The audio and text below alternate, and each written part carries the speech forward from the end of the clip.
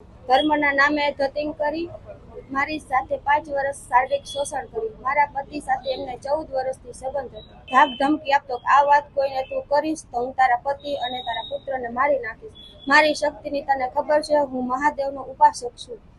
આવી રીતે મને ધાક ધમકી આપતો છેલ્લે કંટાળી અને મેં મારા પતિને બધી સત્ય હકીકત જણાવી દીધી। આ મુજબ અમે પોલીસને પણ એમના વિરુદ્ધ કાર્યવાહી કરવા માટે કીધેલું છે, પણ પોલીસ 30 દિવસથી કોઈ કાર્યવાહી એના વિરુદ્ધ કરતી નથી। રાજકોટ તાલુકા પોલીસ સ્ટેશનમાં અમે અરજી આપેલી છે, ત્યાંથી અમારું નિવેદન લીધું, તેને પણ 5 દિવસ થયા છે, ત્યાંથી પણ કોઈ એના વિરુદ્ધ કઈ કાર્યવાહી કરેલી નથી। અમે ત્યાં મવડીમાં 5 વર્ષથી ત્યાં રહેતા હતા। 5 વર્ષથી મારી સાથે શારીરિક શોષણ કરતો, મારા પર તાંત્રિક વિધિ કરેલી છે। અમારે સંતાન બારાની તકલીફ હોવાથી અમે કુંડલી ને એ બધું એમને બતાવતા। અને કલ્પેશભાઈ જોશી મારા પતિને એમની સાથે 14 વર્ષથી સંબંધ હતો।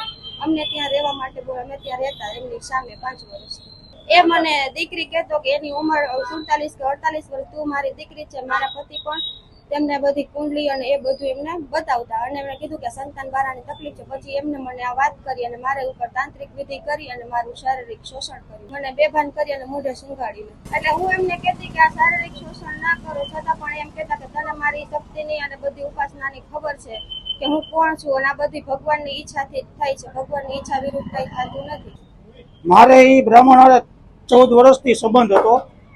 તે સિવાય મારે સંતાન બારાની તકલીફ હતી, એટલે જસ્ટ આપણે કુંડલી તો દેખાડવા ગયા હોય, પછી એને મારી ઘરના ઉપર તાંત્રિક વિધિ કરી અને એનું શારીરિક શોષણ કર્યું છે। અને એ સિવાય કે ધર્મના નામે ધતિંગ જ કર્યા છે। મારું કહેવાનું એક જ છે કે હું તો હલવાઈ ગયો હતો એમાં, પણ બીજા ન સલવાય અને બીજા એની આટીએ ન આવે એટલે જ ઇન્ટરવ્યુ દેવાનું મેન કારણ જ એ છે અમારું। અને મેં તાલુકા પોલીસ સ્ટેશનમાં 32 દિવસ પહેલા અરજી આપેલી છે, તોય છતાંય પોલીસે હજી કોઈ પણ જાતની કાર્યવાહી કરેલી નથી। તો આનું કારણ શું?